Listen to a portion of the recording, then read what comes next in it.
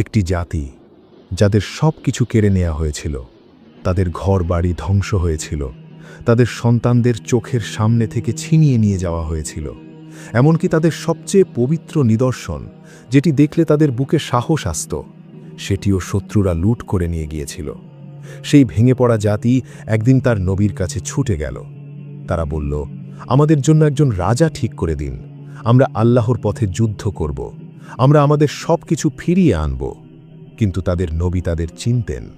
তিনি জানতেন এই জাতি মুখে যা বলে কাজে তার উল্টো করে। তাই তিনি সরাসরি প্রশ্ন করলেন, তোমাদের উপর যুদ্ধ ফরজ হলে তোমরা কি পিছু হটবে না? তারা সদর্পে বলল, আমরা কেন পিছু হটব? আমাদের তো সব কিছুই কেড়ে নেওয়া হয়েছে। কিন্তু যখন সত্যিই সেই মুহূর্ত এলো, পবিত্র কুরআন আমাদের জানায়, অল্প সংখ্যক ঈমানদার ছাড়া বাকি সবাই মুখ ফিরিয়ে নিল। এর মাঝখানে ঘটেছিল এক নদীর পানির পরীক্ষা, যেখানে হাজার হাজার সৈনিক ব্যর্থ হয়েছিল মাত্র একটু পানির তৃষ্ণা সামলাতে না পারায়। এবং সবশেষে ঘটেছিল সেই অবিশ্বাস্য মুহূর্ত, যখন এক তরুণ আল্লাহর উপর পূর্ণ ভরসা রেখে এমন এক শত্রুকে পরাজিত করেছিলেন যাকে পুরো অঞ্চল ভয় পেত। আসুন আজ আমরা উন্মোচন করি সূরা আল বাকারার সেই রোমহর্ষক অধ্যায়, তালুতের নেতৃত্ব, নদীর পানির পরীক্ষা এবং তরুণ দাউদ আলাইহিসসালামের হাতে জালুতের পতনের শ্বাসপ্রদ্ধকর ইতিহাস। আসসালামু আলাইকুম, আপনারা দেখছেন মুসাফিরের আলো। আমাদের এই চ্যানেলে আমরা কোনো ভিত্তিহীন রূপকথা নয়, বরং পবিত্র কোরআন ও নির্ভরযোগ্য তাফসিরের আলোকে তুলে ধরি সত্যের পথে হারিয়ে যাওয়া অজানা ইতিহাস।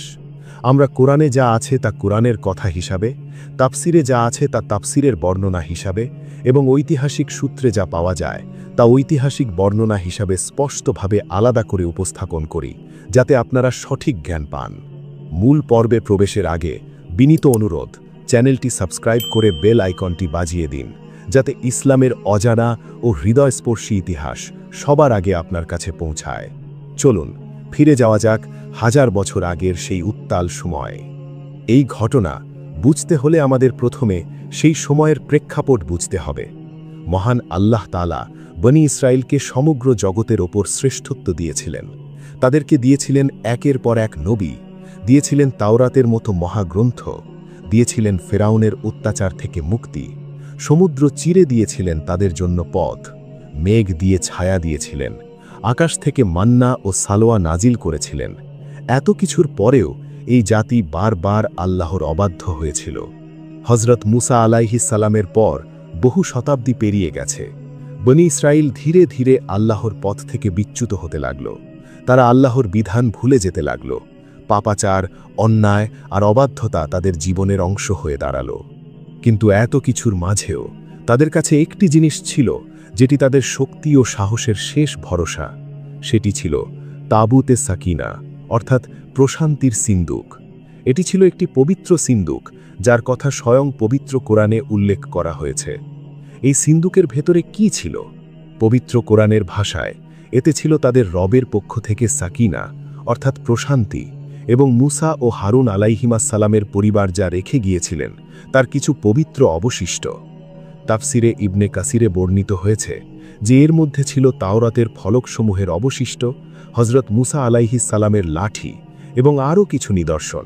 তবে কোরআনে সুনির্দিষ্টভাবে কোন কোন জিনিস ছিল তার তালিকা দেওয়া হয়নি। বনী ইসরায়েলের জন্য এই সিন্দুকের গুরুত্ব কতটা ছিল সেটি আমাদের বোঝার দরকার। এই সিন্দুক শুধু একটি বাক্স ছিল না, এটি ছিল তাদের ঈমানের প্রতীক, তাদের ইতিহাসের সাথে সংযোগের সেতু। যখন তারা যুদ্ধে যেত, এই সিন্দুক তাদের সামনে রাখা হতো এবং তাদের হৃদয়ে প্রশান্তি নেমে আসত, তাদের পায়ে শক্তি ফিরে আসত। এই সিন্দুক ছিল তাদের জন্য আল্লাহর সাহায্যের একটি দৃশ্যমান নিদর্শন। কিন্তু তাদের ক্রমাগত পাপাচার এবং অবাধ্যতার কারণে একসময় আল্লাহর সাহায্য তাদের উপর থেকে উঠে গেল। আর ঠিক তখনই তাদের শত্রু জাতি সুযোগ পেয়ে গেল। তাফসিরের বিভিন্ন বর্ণনায় এই শত্রুদের আমালেকা অথবা ফিলিস্তিনি জাতি হিসাবে উল্লেখ করা হয়েছে।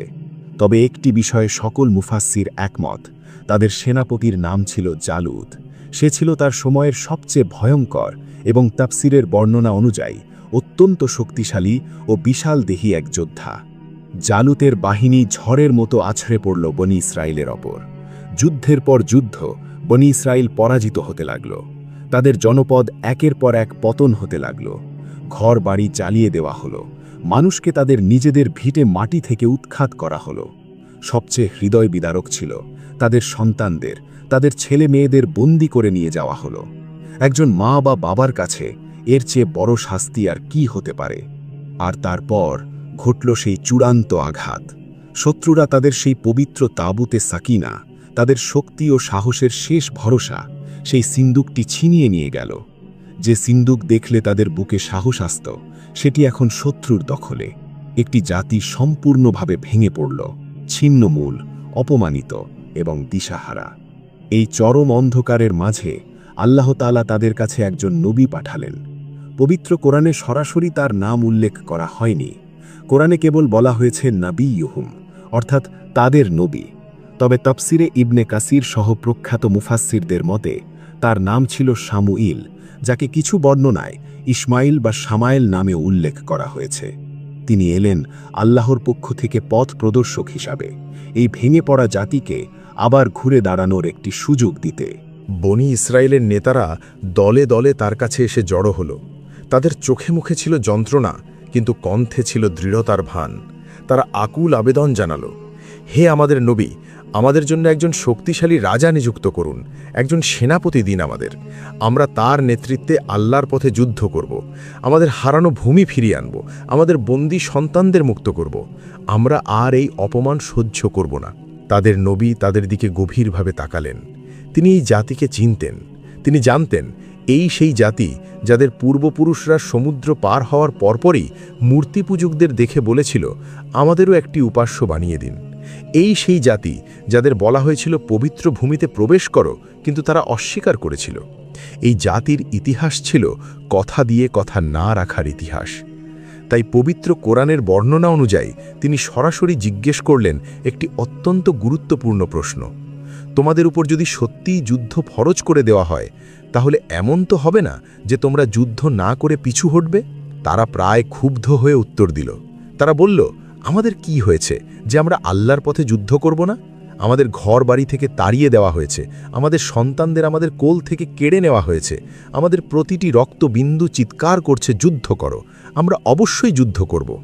কিন্তু পবিত্র কোরআন আমাদের আগেই জানিয়ে দেয় এই গল্পের পরিণতি। যখন সত্যিই তাদের উপর যুদ্ধের বিধান আসলো, তখন অল্প সংখ্যক ঈমানদার ব্যতীত বাকি সবাই মুখ ফিরিয়ে নিল। আর আল্লাহ তাআলা জালিমদের সম্পর্কে সম্মুখ অবগত। যাই হোক, তাদের দাবির পর তাদের নবী আল্লাহর কাছে দোয়া করলেন। আল্লাহ রব্বুল আলামিন সেই জাতির জন্য একজন রাজা নির্বাচন করলেন। তাদের নবী শান্ত কণ্ঠে ঘোষণা দিলেন, নিশ্চয়ই আল্লাহ তোমাদের জন্য তালুতকে রাজা হিসেবে মনোনীত করেছেন। তালুত, এই নামটি শুনে তাদের মুখে অবিশ্বাসের ছায়া নেমে এলো। কেউ কেউ প্রায় হেসে ফেলল। তালুত, সে তো আমাদের মধ্যে কেউ না, সে তো একটি সাধারণ পরিবারের সন্তান। বনি ইসরায়েলের সমাজ ব্যবস্থাটি একটু বোঝা দরকার। তাদের মধ্যে দুটি বড় এবং প্রভাবশালী গোত্র ছিল। একটি গোত্রে ছিল রাজত্বের ধারা, আর অন্যটিতে ছিল নবুয়াতের ধারা। তাদের বিশ্বাস ছিল রাজা আসবে কেবল সেই রাজবংশ থেকে। কিন্তু তালুত ছিলেন এই দুই গোত্রের কোনোটিরই সদস্য নন। তিনি ছিলেন সমাজের একেবারে সাধারণ একজন মানুষ। তাই তারা তীব্র আপত্তি জানালো। তারা বলল, তার কিভাবে আমাদের উপর রাজত্ব করার অধিকার থাকতে পারে? আমরা তো তার চেয়ে রাজত্বের অনেক বেশি হকদার। সে তো সম্পদের দিক থেকেও সচ্ছল নয়। একজন সম্পদহীন সাধারণ বংশের মানুষ আমাদের রাজা হবে, এটা কিভাবে সম্ভব? তাদের নবী দৃঢ়তার সাথে আল্লাহের বার্তা পৌঁছে দিলেন। একটুও বিচলিত হলেন না।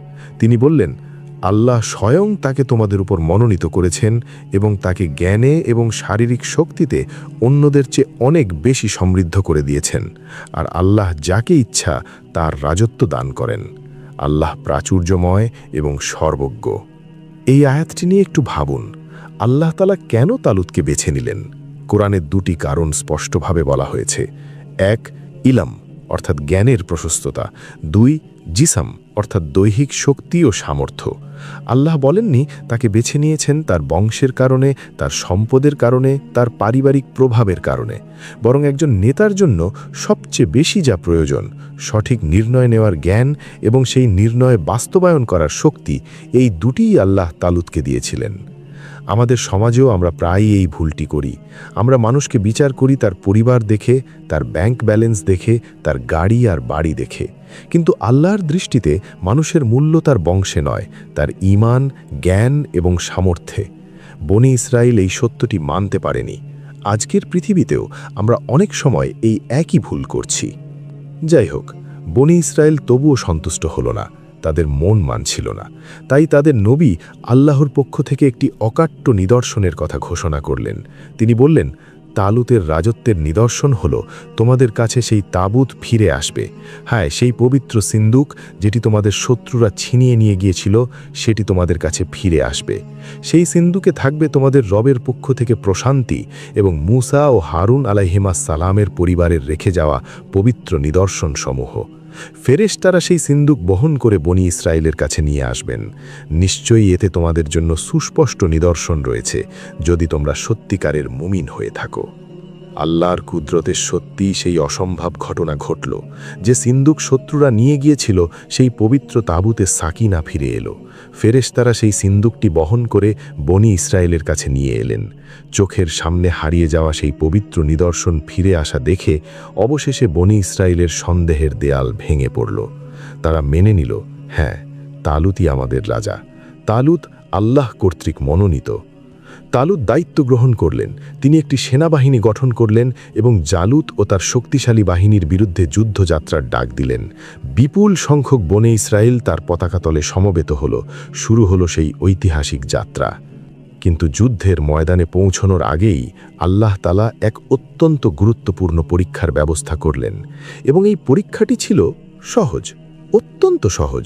এত সহজ যে শুনলে আপনি ভাববেন এতে ব্যর্থ হওয়া কিভাবে সম্ভব। কিন্তু সত্য হলো, এই সহজ পরীক্ষাতেই বিশাল বাহিনীর অধিকাংশ সৈনিক শোচনীয়ভাবে ব্যর্থ হল। তালুত তার সৈন্যদের নিয়ে রওনা দিলেন। দীর্ঘ পথ পাড়ি দিতে হচ্ছে। মাথার ওপর জ্বলন্ত সূর্য, প্রচণ্ড গরম, মরুভূমির উত্তাপ্ত বাতাস। সৈনিকরা ক্লান্ত, ঘরমাত্ত এবং তৃষ্ণায় কাতর। ঠিক সেই মুহূর্তে তাদের সামনে পড়ল একটি নদী, স্বচ্ছ ঠান্ডা পানির একটি নদী। ক্লান্ত তৃষ্ণার্ত সৈনিকদের চোখে সেই নদী যেন জান্নাতের নহর মনে হল। কিন্তু ঠিক সেই মুহূর্তে তালুত দাঁড়িয়ে গেলেন।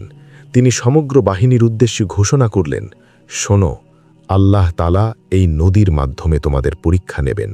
শোনো এবং ভালো করে বুঝে নাও, যে ব্যক্তি এই নদীর পানি পান করবে সে আমার দলের কেউ নয়, আর যে ব্যক্তি এই পানি পান করা থেকে বিরত থাকবে সেই আমার প্রকৃত সৈনিক, সেই আমার সত্যিকারের সৈনিক। তবে যে ব্যক্তি হাতের এক আজলা পরিমাণ পানি তুলে পান করবে তাকে ক্ষমা করা হবে। ফলাফল কি হলো? পবিত্র কোরআনের ভাষায় তারা সেই নদী থেকে পান করল, অল্প সংখ্যক ব্যতীত। বিশাল বাহিনীর অধিকাংশ সৈনিক এই সাধারণ পরীক্ষায় ব্যর্থ হল। তারা পানি দেখে নিজেদের আর সামলাতে পারল না। তারা নদীতে ঝাঁপিয়ে পড়ল, পেট পুড়ে পান করল। তৃষ্ণা মিটল ঠিকই, কিন্তু তার মূল্য দিতে হলো অনেক বড়। যারা পেট ভরে পানি পান করল তাদের শরীর ভারী হয়ে গেল, তাদের পায়ে আর শক্তি থাকল না। তাদের ভেতর থেকে যুদ্ধের মনোবল, সামনে এগিয়ে যাওয়ার সাহস সব হারিয়ে গেল। তারা পিছিয়ে পড়ল, তারা আর এগোতে পারল না। তাফসিরের বিভিন্ন বর্ণনায় এসেছে যে বিপুল সংখ্যক সৈনিকের মধ্যে মাত্র অল্প সংখ্যক এই পরীক্ষায় উত্তীর্ণ হয়েছিল। তাদের কেউ একেবারেই পানি পান করেনি, আর কেউ কেবল হাতের এক আজলা পরিমাণ পানি নিয়ে তৃষ্ণা মিটিয়েছিল। সহিহ হাদিসের একটি বর্ণনায় উল্লেখ আছে, সাহাবী বারা ইবনে আজিব রাদিয়াল্লাহু আনহু বলেন, যারা সেদিন নদীর পানি পান করা থেকে বিরত ছিল তাদের সংখ্যা ছিল ৩১৩ জন, যা ছিল বদরের প্রান্তরে রাসূলুল্লাহ সাল্লাল্লাহু আলাইহি ওয়াসাল্লামের সাহাবীদের সংখ্যার সমান। আল্লাহু আকবার! কি আশ্চর্য মিল! এই ঘটনায় আমাদের জীবনের জন্য এক অসাধারণ শিক্ষা লুকিয়ে আছে। একটু ভাবুন, পরীক্ষাটি কি আসলেই কঠিন ছিল? একটি নদীর পানি না পান করা, মাত্র কিছুক্ষণের জন্য তৃষ্ণা সহ্য করা, এটি কি পাহাড় ভাঙার মতো কোনো কাজ ছিল? না, কিন্তু তারপরেও বেশিরভাগ মানুষ ব্যর্থ হলো। কেন? কারণ তাদের নাফসের উপর তাদের নিয়ন্ত্রণ ছিল না। তৃষ্ণা মতো একটি তুচ্ছ চাহিদার কাছে তারা সমর্পণ করে ফেলল। আল্লাহ আমাদের জীবনেও প্রতিনিয়ত এমন ছোট ছোট পরীক্ষা দেন। একটি হারাম উপার্জনের সুযোগ সামনে আসে, মনে হয় নিলেই তো পারি, কেউ দেখবে না। চোখের সামনে এমন কিছু আসে যা দেখা উচিত নয়, মন বলে একটু দেখি, ক্ষতি কি? গীবতের আসরে বসে আছেন, সবাই কথা বলছে, মনে হচ্ছে চুপ থাকলে বেমানান লাগবে। এগুলো কি কঠিন পরীক্ষা? না, কিন্তু ঠিক এই ছোট ছোট পরীক্ষাগুলোতেই আমাদের আসল চেহারা বেরিয়ে পড়ে। যেমন সেদিন নদীর পাড়ে বনি ইসরায়েলের আসল চেহারা বেরিয়ে পড়েছিল। এই ছোট পরীক্ষাগুলোতে যারা আল্লাহর আদেশ মেনে নিজেকে সংযত রাখতে পারে, তারাই আল্লাহর কাছে সত্যিকারের যোদ্ধা। যারা পরীক্ষায় উত্তীর্ণ হল, সেই মুষ্টিমেয় ইমানদার সৈনিকদের নিয়ে তালুত এগিয়ে চললেন। পেছনে রয়ে গেল সেই বিশাল বাহিনী, যারা একটু আগেও গর্ব করে বলেছিল, আমরা যুদ্ধ করব। এখন বাকি আছে কেবল একটি ছোট্ট দল, সংখ্যায় অতি নগণ্য, কিন্তু তাদের বুকে যে ঈমান জ্বলছে সেটি হাজার সৈন্যের চেয়ে বেশি মূল্যবান। কিন্তু যখন তারা জালুতের সেনাবাহিনীর কাছে পৌঁছালো, তারা দেখল এমন এক দৃশ্য যা তাদের রক্ত হিম করে দিল। চোখের সামনে দাঁড়িয়ে আছে জালুতের বিশাল বাহিনী, সুসজ্জিত, সুপ্রশিক্ষিত, ভারী অস্ত্রে সজ্জিত। তাদের সংখ্যা দেখে মনে হচ্ছে যেন এক অসীম সমুদ্র, আর তার মাঝে দাঁড়িয়ে আছে স্বয়ং জালুত। তফসিরের বর্ণনা অনুযায়ী জালুত ছিল অত্যন্ত শক্তিশালী এবং বিশালদেহী একজন যোদ্ধা, যার প্রতাপে সমগ্র অঞ্চলের মানুষ কাঁপত। তালুতের ছোট্ট বাহিনীর একটি অংশ এই ভয়ঙ্কর দৃশ্য দেখে ভয়ে জড়সড় হয়ে গেল। তারা বলে উঠল, আজ আমাদের পক্ষে জালুত এবং তার সেনাবাহিনীর মোকাবেলা করা কিছুতেই সম্ভব নয়। আমরা সংখ্যায় খুবই কম, তাদের অস্ত্র দেখো, তাদের শক্তি দেখো, আমরা এই যুদ্ধে কিভাবে জিতব? কিন্তু সেই মুষ্টিমেয় দলের মাঝে ছিল এমন কিছু মানুষ যাদের অন্তরে ঈমানের আলো কখনো নেভেনি, যারা দৃঢ়ভাবে বিশ্বাস করত একদিন তাদের আল্লাহর সামনে দাঁড়াতে হবে। পবিত্র কুরআনের ভাষায় যারা দৃঢ় বিশ্বাস রাখত যে তারা আল্লাহর সাথে সাক্ষাৎ করবে, তারা শান্ত কিন্তু অবিচল কণ্ঠে উত্তর দিল, কত ক্ষুদ্র দল আল্লাহর অনুমতিতে বিশাল দলকে পরাজিত করেছে, আর আল্লাহ ধৈর্যশীলদের সাথে আছেন। এরপর পবিত্র কুরআনে তাদের সেই মর্মস্পর্শী দুয়ার কথা বর্ণনা করা হয়েছে, যা তারা যুদ্ধক্ষেত্রে পা রাখার আগে করেছিল।